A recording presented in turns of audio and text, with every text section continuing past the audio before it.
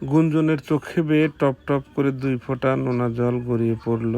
ঠিক তখনই তার কাঁধে কারো স্নেহভরা হাতের স্পর্শ অনুভব করল সে। পিছনে ফিরে তাকিয়ে দেখল তার মা, আয়শা বেগম। মাকে দেখা মাত্রই আর নিজেকে সামলে রাখতে পারল না গুঞ্জন। ঝাঁপিয়ে পড়ে মাকে জড়িয়ে ধরে হাউমাউ করে কেঁদে উঠল। কাঁদতে কাঁদতে বলল, মা গো, আমি আর পারছি না মা, এত কষ্ট আর সহ্য হচ্ছে না। মানুষের অপমান, তিরস্কার আর অবহেলা কিছুই আর নিতে পারছি না। মা, আমি কেন সুন্দর হলাম না? আমি যদি একটু সুন্দর হতাম তাহলে আজ আমার স্বামী অন্য কারো হয়ে যেত না। নিজের চোখের সামনে নিজের স্বামীর বিয়ে দেখতে হতো না আমাকে। মা, আমি যদি আর একটু সুন্দর হতাম তাহলে হয়তো আমিও একটি সুন্দর সংসার পেতাম। এভাবেই তোমাদের বোঝা হয়ে বেঁচে থাকতে হতো না আমার। গুঞ্জনের প্রতিটা কথা যেন আয়েশা বেগমের বুক চিরে তীরের মতো বিঁধছিল। কোনো মা কি সন্তানের এমন বুক ভাঙা আর্তনাদ সহ্য করতে পারেন না। তাই মেয়ের অসহায় কষ্ট দেখে তার নিজের চোখে অশ্রুতে ভরে উঠল। নোনা জল গড়িয়ে পড়তে লাগলো গাল বেরিয়ে। তিনি স্নেহভরা গুঞ্জনের মাথায় হাত ফুলিয়ে শান্ত কণ্ঠে বললেন, মা, কখনো নিজের রূপ নিয়ে আফসোস করবি না। আল্লাহ কাউকে যেমন সৃষ্টি করেন তার মধ্যে সৌন্দর্য লুকিয়েও থাকে। মানুষের আসল সৌন্দর্য গায়ের রং নয়, তার চরিত্রে, তার ব্যবহারে, তার মানুষত্বায়। একটা কথা মনে রাখিস, যে মানুষ শুধু বাহ্যিক সৌন্দর্য দেখে ভালোবাসে সে কখনো সত্যিকারের ভালোবাসতে জানে না। তার ভালোবাসা ক্ষণস্থায়ী। আর যে মানুষ মনকে ভালোবাসে সে সারা জীবন আগলে রাখে। তুই নিজেকে কোনো দোষ দিচ্ছিস মা? তোর কোনো অপরাধ ছিল না। অপরাধ ছিল তাদের, যারা তোর নিঃস্বার্থ ভালোবাসার মূল্য বুঝতে পারেনি। যে মানুষ তোকে হারিয়ে অন্য কাউকে বেছে নিতে পেরেছে সে কোনোদিন তোর ভালোবাসার যোগ্য ছিল না। আজ হয়তো তুই ভাবছিস সব শেষ হয়ে গেছে, কিন্তু বিশ্বাস কর, আল্লাহ কখনো কারো প্রাপ্য কেড়ে নেন না। কখনো কখনো তিনি কিছু মানুষকে আমাদের জীবন থেকে সরিয়ে দেন, যেন ভবিষ্যতে আমাদের জন্য আরো সুন্দর কিছু লিখে রাখতে পারেন। তাই চোখের জল মুছে ফেল মা। তুই কারো বোঝা নয়, তুই আমার গর্ব, আমার সাহস। আল্লাহর উপর ভরসা রাখ। যে মেয়েটা এত কষ্ট সহ্য করেও কাউকে অভিশাপ দেয়নি, তার জন্য নিশ্চয় আল্লাহ এমন একজন মানুষকে রেখেছেন যে তোর চোখের প্রতিটা অশ্রু বিন্দুর মূল্য দিবে। মায়ের কথাগুলো শুনে গুঞ্জন আবারও তাকে শক্ত করে জড়িয়ে ধরল। বুকের ভিতরের যন্ত্রণাটা এখনো কমেনি, কিন্তু মায়ের স্নেহমাখা কথাগুলো যেন তার ভাঙা মনটাকে একটু হলেও শান্ত হতে শেখালো। গুঞ্জন কিছুক্ষণ নীরবে মায়ের বুকে মাথা রেখে কাঁদল। তারপর ধীরে ধীরে নিজেকে সামলে নিল। চোখের জল মুছে গভীর একটা শ্বাস ফেলল।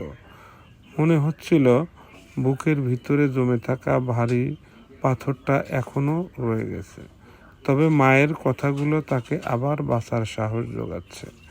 আয়েশা বেগম মেয়ের মুখটা 2 হাত তুলে ধরে বললেন, শোন মা, জীবনে কখনো নিজেকে ছোট ভাববি না। মানুষ তোকে কি বলল, কিভাবে দেখলো সেটা বড় কথা নয়। তুই নিজেকে কিভাবে দেখিস সেটাই সবচেয়ে বড় বিষয়। মনে রাখিস, যে মেয়ের আত্মসম্মান আছে তাকে কেউ কখনো সত্যিকার হারাতে পারে না। গুঞ্জন ফুঁপিয়ে ফুঁপিয়ে বলল, কিন্তু মা, আমার ভীষণ কষ্ট হচ্ছে। মনে হচ্ছে আমার সব কিছু শেষ হয়ে গেছে। আয়েশা বেগম মৃদু হেসে বললেন, না মা, কিছুই শেষ হয়নি, বরং আজ থেকেই তোর নতুন জীবন শুরু হবে। যে মানুষ তোকে অবহেলা করেছে তার জন্য সারা জীবন কাঁদতে নেই। একদিন সে বুঝবে কি অমূল্য রত্ন সে, নিজের হাতে হারিয়েছে, আর সেদিন তুই তার দিকে ফিরে তাকানোরও প্রয়োজন বোধ করবি না। তিনি গুঞ্জনের কপালে আলতো করে চুমো এঁকে আবার বললেন, আল্লাহ কখনো তার বান্দার চোখের পানি বৃথা যেতে দেন না।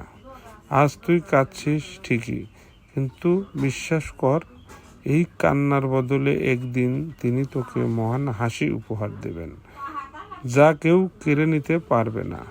তাই নিজের ভরসা হারাবি না, তোর রবের উপর ভরসা রাখ। মায়ের কথাগুলো গুঞ্জনের হৃদয়ে অদ্ভুত এক শক্তি সঞ্চয় করল। সে চোখের শেষ অশ্রুবিন্দুটুকু মুছে নিল। তারপর মনে মনে একটি প্রতিজ্ঞা করল, আজ থেকে আমি আর নিজের রূপের জন্য কাঁদব না। যারা আমাকে আমার গায়ের রঙের জন্য অপমান করেছে, তাদের সামনে একদিন নিজের যোগ্যতা দিয়েই মাথা উঁচু করে দাঁড়াবো।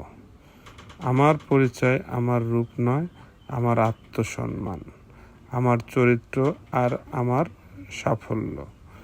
মেয়ের চোখে সেই দৃষ্টি, তার ঝলক দেখে আয়েশা বেগমের ঠোঁটে তৃপ্তির হাসি ফুটে উঠল। তিনি মনে মনে মহান আল্লাহর কাছে দোয়া করলেন, হে আল্লাহ, আমার মেয়ের জীবনে যত কষ্ট লিখে রেখেছেন, একবার তার বদলে একটু সুখ লিখে দিন। এর ভাঙা হৃদয়টা আপনার রহমতের জোড়া লাগিয়ে দিন। মা মেয়ে দুজন একে অপরকে জড়িয়ে ধরে নীরবে দাঁড়িয়ে রইল। তাদের চোখে তখনও অশ্রু, কিন্তু সেই অশ্রুর আড়ালে ধীরে ধীরে জন্ম নিচ্ছিল এক নতুন ভোরের অপেক্ষা। গুঞ্জনের বয়স যখন মাত্র 17, রিয়াদের সঙ্গে তার বিয়ে হয়। অভাবের সংসার, বড় হওয়া মেয়েটার জন্য ভালো সম্বন্ধ পেয়ে বাবা মা আর দেরি করেনি। গ্রামের নিয়মে মেনেই অল্প বয়সে তাকে বিদায় দেওয়া হয়। কিন্তু বিয়ের 1 মাসের মধ্যেই শুরু হয় অবহেলা আর অপমান।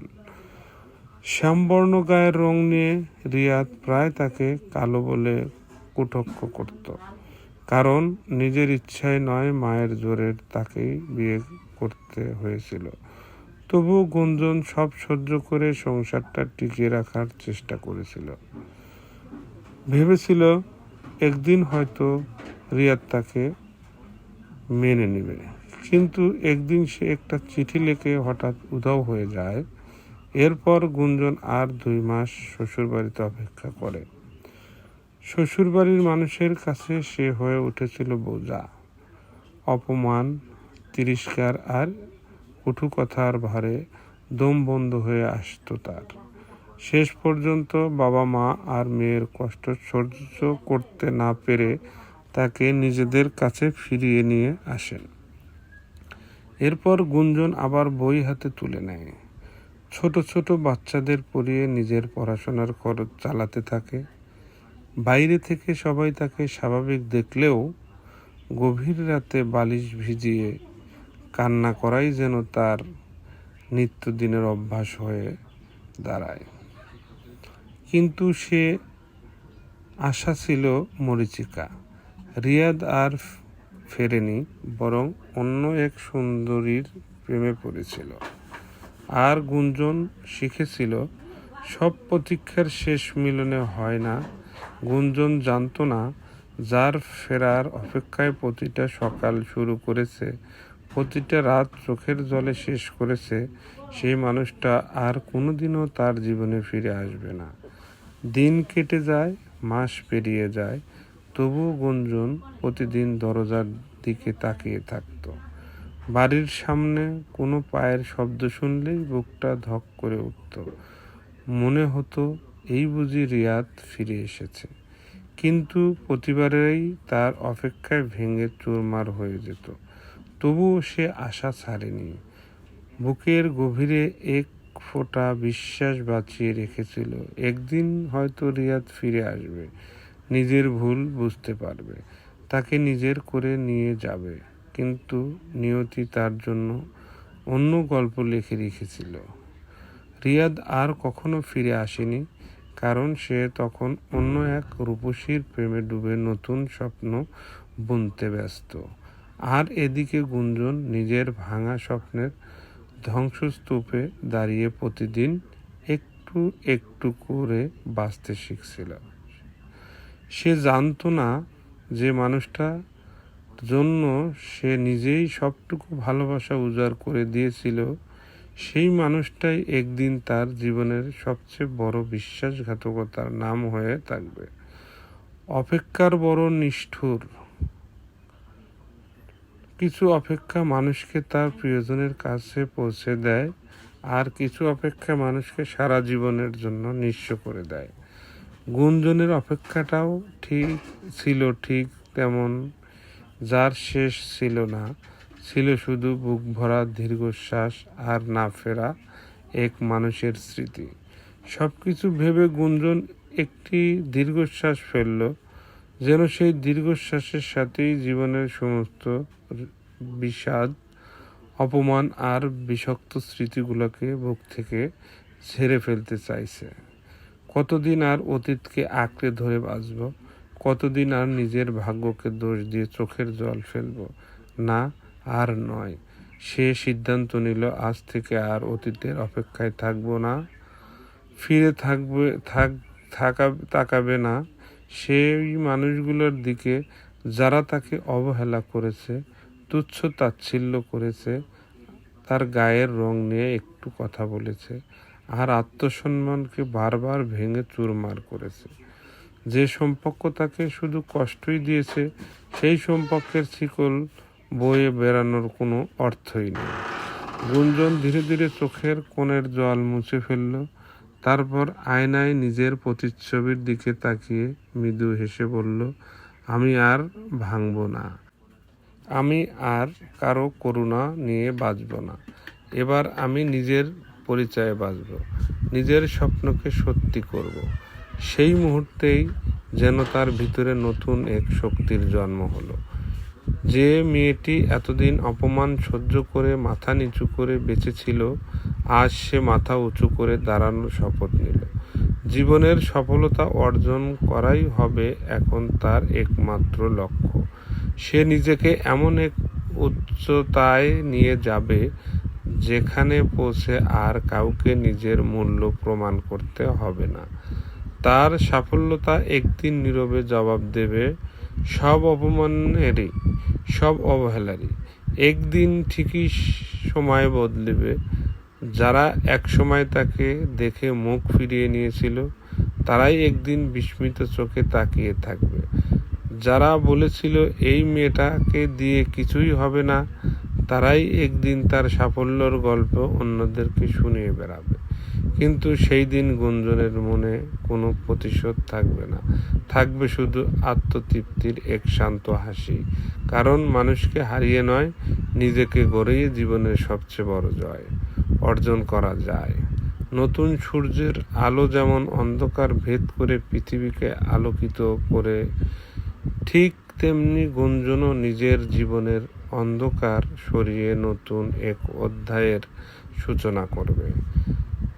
আর সেই অধ্যায় থাকবে না কোনো অপমানের কান্না, থাকবে শুধু আত্মবিশ্বাস, পরিশ্রম আর নিজের অস্তিত্বকে নতুন করে প্রমাণ করার অদম্য ইচ্ছাশক্তি। গল্প প্রেমের গুঞ্জন পর্ব 2 চলবে।